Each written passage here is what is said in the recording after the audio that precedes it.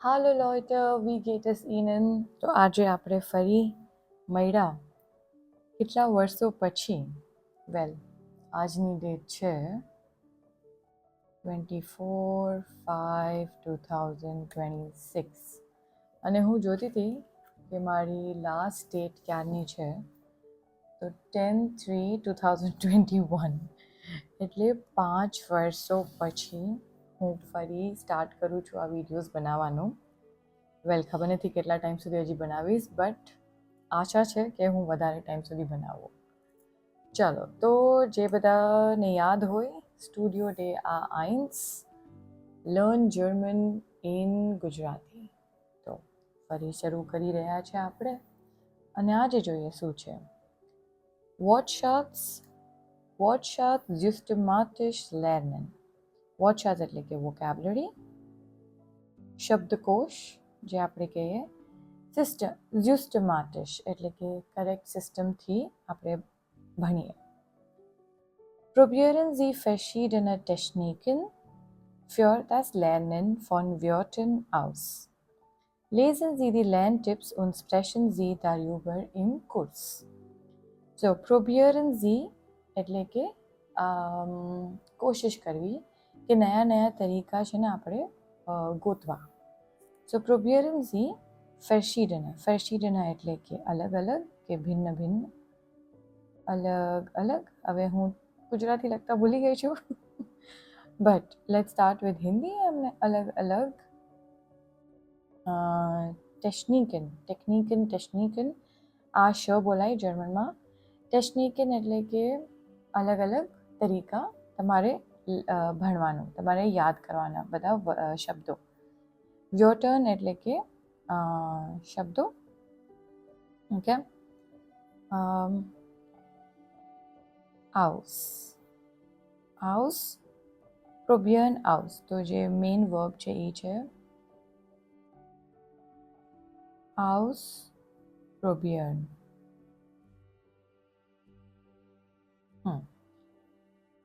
Trennbaren Verb. Lesen Sie die Lerntipps und sprechen Sie darüber im Kurs. Lesen એટલે કે વાંચવું. Lesen Sie die Lerntips. Lerntips એટલે કે ભણવાની ટિપ્સ, કંઈ નવું શીખવાની tips. Und sprechen Sie darüber im Kurs એટલે એની બારેમાં, darüber એટલે કે એની બારેમાં જે તમારો કોર્સ છે એમાં વાતો કરો. હવે ઘણા લોકોની અલગ અલગ ટિપ્સ હોય, તો આપણે જોઈએ અહીંયા શું થયું છે. આ એક જણાનો છે બાથરૂમ. કોઈ આમ બહુ જ ભણવાવાળું જે વ્યક્તિ છે ને એનો બાથરૂમ છે આ. તો તમે જોશો કે આ જો અહીંયા das Badewanne છે, આ die Toilette, das Waschbecken, Spiegel. તો આ બધા એને છે ને નાના નાના પેપર ચિટ્સમાં લખીને આ રાખ્યું છે. હવે હસવાની વાત એ છે કે જ્યારે એ નાવા જશે ને, જ્યારે એ બધું હાથ પગ ધોશે, ત્યારે આ બધું ભીનું થઈ જશે. ઓકે, બટ આપણે એ નથી જોવાનું. આપણે જોવાનું છે કે એને પ્રયત્ન કર્યો છે કંઈ. તો તમે આવી રીતે અહીંયા નહીં રાખતા, અહીંયા બધું ભીનું થઈ જશે, પણ અહીંયા વોલ ઉપર રાખી શકો, યા તો એક પ્લાસ્ટિકની બેગમાં રાખી શકો. એ એમ રાખજો. Okay, so this is Lerntipp 1. Lerntipp 1. Lernen Sie Wörter zu Hause mit Zetteln. Settle એટલે કે આજે આ યલો પેપર આપણે જોયા ને, પોસ્ટિટ્સ કહેવાય એને. પોસ્ટિટ્સ. ઓકે, અને પછી નોટ્સ કહી શકાય. આ સ્ટિકી નોટ્સ જે હોય ને, સ્ટિકી નોટ્સ, પણ મેઇનલી તો આને પોસ્ટિટ્સ જ કહેવાય. ઓકે, તો એનાથી settle. Lernen Sie Wörter zu Hause એટલે ઘરે તમે આવી રીતે આમ શીખી શકો. હવે જો આ કિચનમાં વાંધો નહીં, કેમ કે કિચનમાં એટલો કંઈ આપણે બધે પાણી નથી કરવાના યુઝ. હેડ, કુમોડ, એક્સેટ્રા એક્સેટ્રા. પછી બીજી ટિપ શું છે? Lerntipp 2. Machen Sie Wörternetze. Wörternetze એટલે once again આ Wörter એટલે શબ્દો, અને Netze એટલે કે જાલ. જાલ બિછાવા ગમે ને ઘણા લોકોને, તમારા ઓફિસમાં, તમારા ઘરમાં, ફેમિલીમાં. આપણે એવા બધા જાલ નથી બિછાવવાના. આપણે બિછાવવાના છે શબ્દોના જાળ. તો હવે wohnung und Möbel.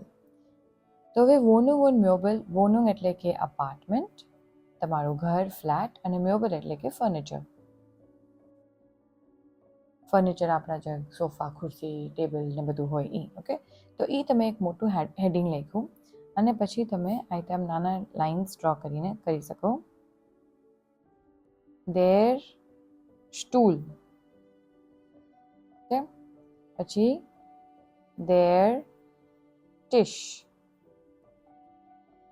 તો આવી રીતે આમ એક હર કેટેગરીમાં તમે કરી શકો. ઓકે, જો અહીંયા ઓલરેડી લખેલું છે der Tisch.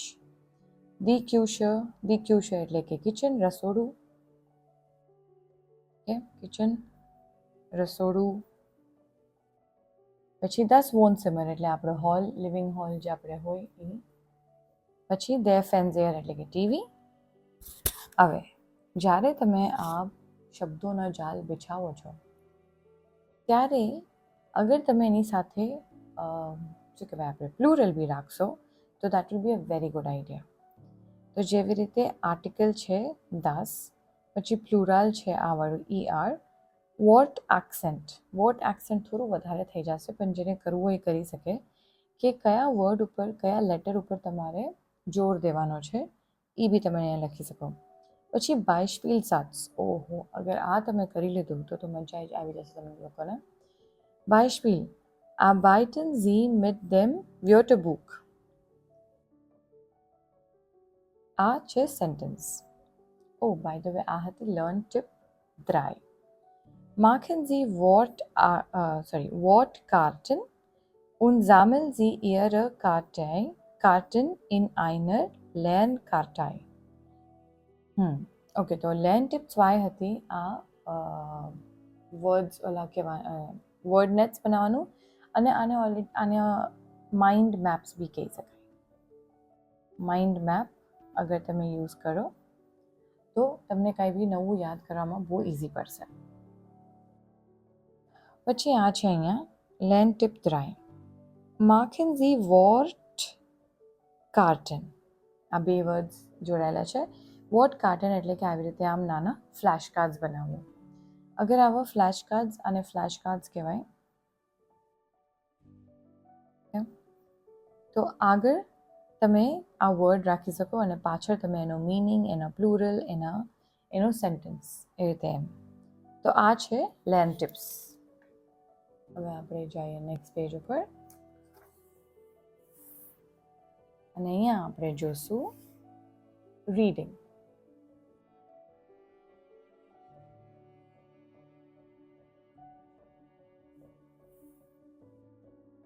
થોડો કેમેરા આમ કરી લેશું આપણે.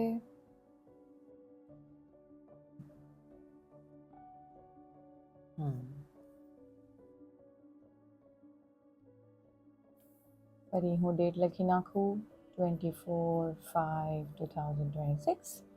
Der Umzug એટલે કે શિફ્ટ થવું.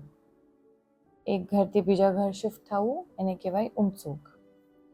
Umzug Chaos. Wer macht was? Lesen Sie die E-Mail. Ordnen Sie die Information zu. એટલે Umzug Chaos. અગર તમે કોઈ દિવસ ઘર ચેન્જ કર્યા હોય તો તમને ખબર છે કે એક જગ્યાથી બીજી જગ્યા જતા જે વચ્ચે જે ટેન્શનનો માહોલ હોય કે કોણ ક્યાં, કઈ વસ્તુ કોને ક્યાં રાખી છે, શું છે, એ બધું યાદ રાખવું, that is chaos. Wer macht was? Wer એટલે કે કોણ,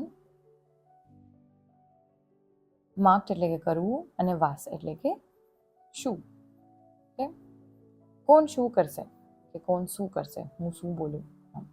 Lesen Sie die E-Mail એટલે આ જે ઈમેલ છે એ આપણે વાંચવાનો છે. Ordnen Sie die Information zu. Ordnen એટલે કે આમાં જે બધી ઇન્ફોર્મેશન છે પછી આપણે નીચે એક સેન્ટેન્સીસ છે એને આપણે મેચ કરવાનું છે. ચાલો, તો આજે આપણે ખાલી આ એપિસોડમાં વાંચશું અને નેક્સ્ટ એપિસોડમાં આપણે એને ક્વેશ્ચન્સ આન્સર કરશું.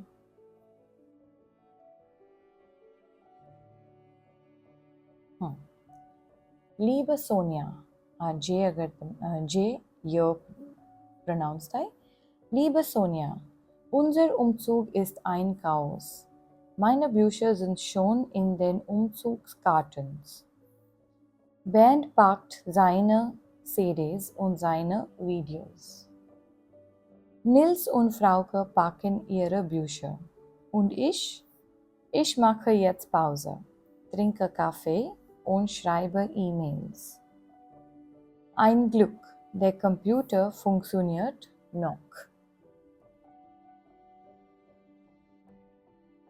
Nils fragt 15 Mal pro Tag, ist mein Zimmer groß?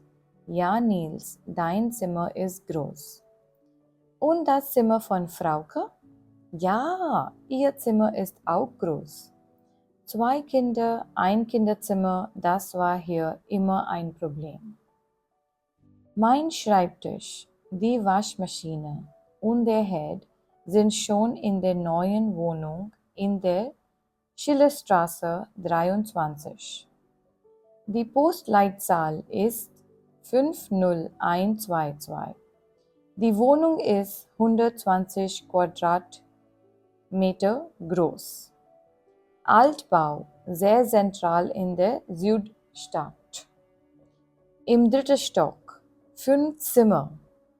Oh mein Gott. Küche, Bad, Balkon und ein Garten.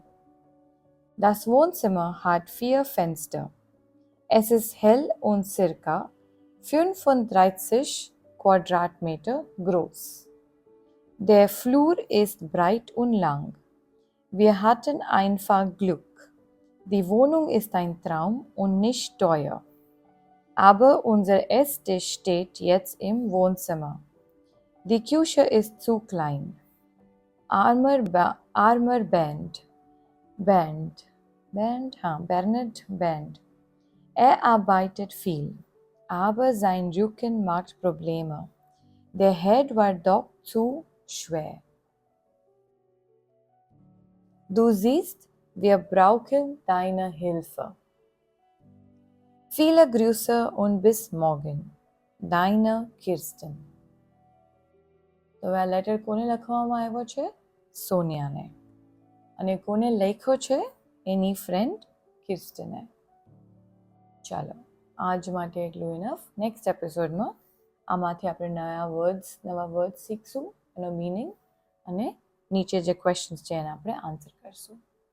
Also, danke. Bis nächstes Mal.